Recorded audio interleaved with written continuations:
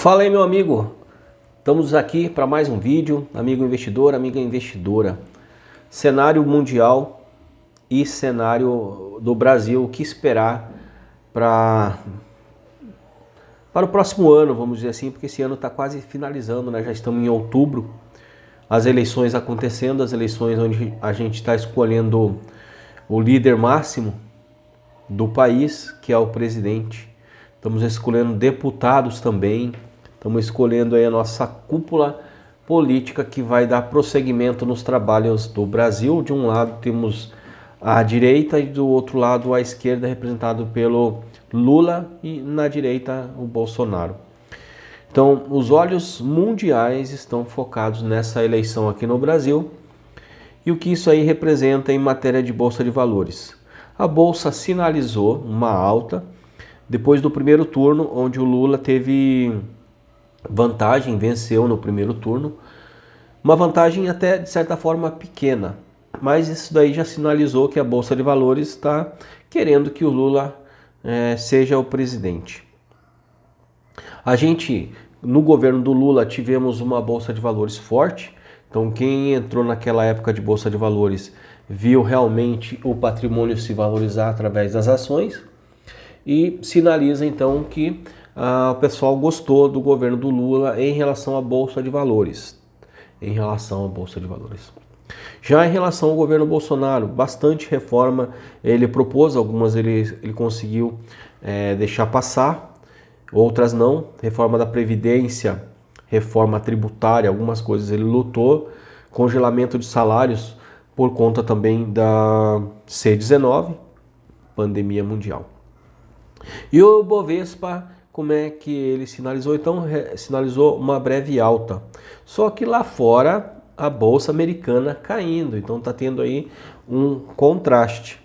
Bolsa brasileira subindo, Bolsa Americana caindo. Então, aí, muita volatilidade nesse cenário mundial. Estou lendo uma notícia aqui publicada aqui na internet que fala o seguinte: Ibovespa hoje, eleições no Brasil e emprego nos Estados Unidos trazem volatilidade.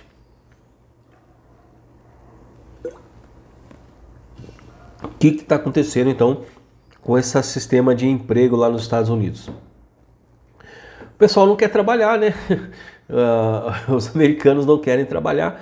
O governo deu muita assistência para eles, eles viram que consegue dinheiro sem trabalhar. Sistema de home office, e agora está faltando funcionário para trabalhar. Então, desemprego aumentou, porque o pessoal quer ficar em casa recebendo ajuda do governo.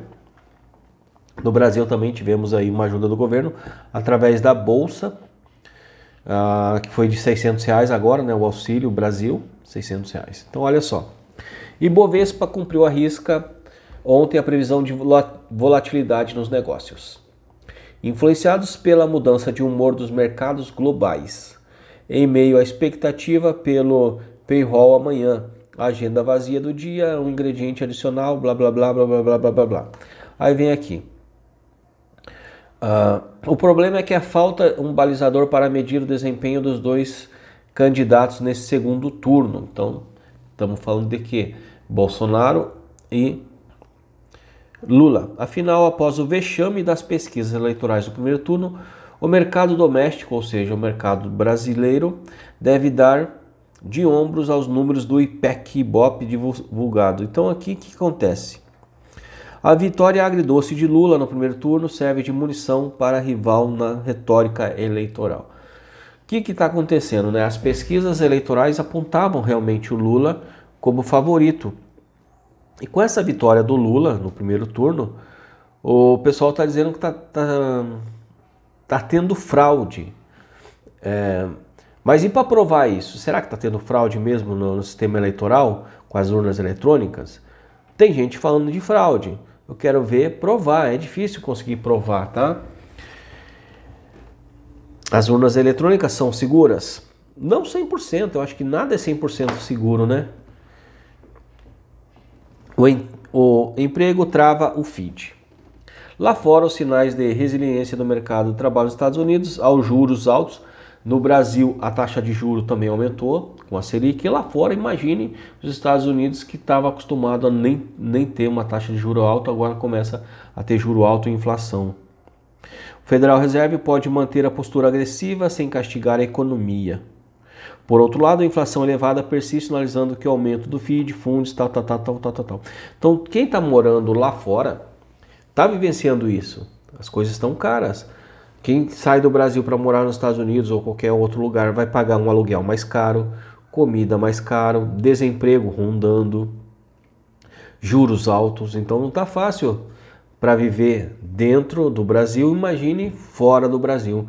Pessoa que vai lá para ganhar dinheiro chega lá e acaba se deparando aí com uma economia sofrendo, a economia lá nos Estados Unidos por conta da inflação, a bolsa caindo, então a bolsa de valores caindo, inclusive tem até oportunidades de você comprar alguns ativos baratos com esse cenário que a gente está vivendo de economia aí, cenário mundial.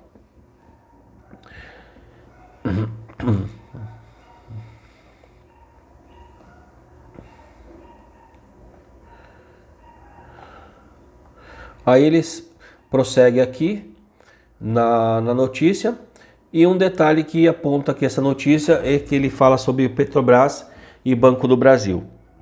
São duas estatais, Petrobras e Banco do Brasil, são duas estatais listadas na Bolsa de Valores. Então o que ele fala aqui, olha só. Será que Banco do Brasil e Petrobras estão em risco? A gente vivenciou uma Petrobras aí que estava totalmente esculhambada nos governos anteriores, né? Fraude ocorrendo, não dava lucro nem nada. O Banco do Brasil nem tanto, mas a gente sabe também que pode ter interferência de políticos em Banco do Brasil e na Petrobras. Isso aí faz até que alguns investidores deixem de investir nessas empresas. Uma das principais preocupações do mercado com empresas estatais listadas na Bolsa é a volatilidade, que pode mexer com os papéis. Saiba que vai acontecer com elas no curto prazo. Então os analistas aí ficam falando sempre de Petrobras e sempre de Banco do Brasil. E citam a volatilidade. Volatilidade, gente, é inerente à Bolsa de Valores.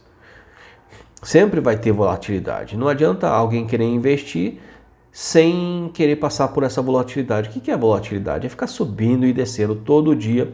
Abrir o pregão, quando iniciam as negociações, o preço fica toda hora. Sobe 1 centavo, desce 2. Sobe 3, desce 4. Sobe 5, desce 7. Subindo e descendo. Então, volatilidade é inerente. Então, não tem como você querer investir em ações e não contar com volatilidade. E aqui, o que pode também acontecer com Petrobras e Banco do Brasil é a interferência do governo. Num cenário passado, a gente viu muita interferência na Petrobras. E com o governo atual, não estou querendo falar mal nem de um nem de outro governo, estou apontando o que as mídias divulgam, que no governo atual a Petrobras começou a dar lucro. A Petrobras começou a distribuir dividendos, que não distribuía desde o ano de 2013. Então veja, quando você coloca um gestor focado em lucro, ele vai trabalhar para que a empresa tenha lucro. Nem que para isso tenha que aumentar o preço dos combustíveis, como a gente viu que a Petrobras fez há um tempo atrás. E depois começou a reduzir com os incentivos do governo, os incentivos fiscais. Aí a gasolina começou a baixar, mas o foco era lucro. Então, se não tivesse incentivo para baixar o combustível, hoje a gente estaria com combustível a R$ 7,00, como a gente estava um tempo atrás. E o Banco do Brasil? O banco é lucrativo. A gente vê os cenários que a gente tem, cenários desfavoráveis para a empresa, e o banco demonstrando recordes de lucro, tá? Mas isso daí quer dizer o quê? Se a empresa tem interferência do governo, o pessoal fica com o pé atrás. Então, antes de investir, estuda, saiba os riscos antes de investir em qualquer ação, mas em especial as ações que têm a participação do governo, que são as empresas chamadas de estatais, como exemplo que eu acabei de falar, Petrobras e Banco do Brasil. Me conta aí o que você está vendo aí para o futuro do Brasil. Será que vai dar Lula ou será que vai dar Bolsonaro? O que será que vai acontecer, né? Ninguém sabe, eu não sei, tudo é especulação. Te vejo no próximo vídeo.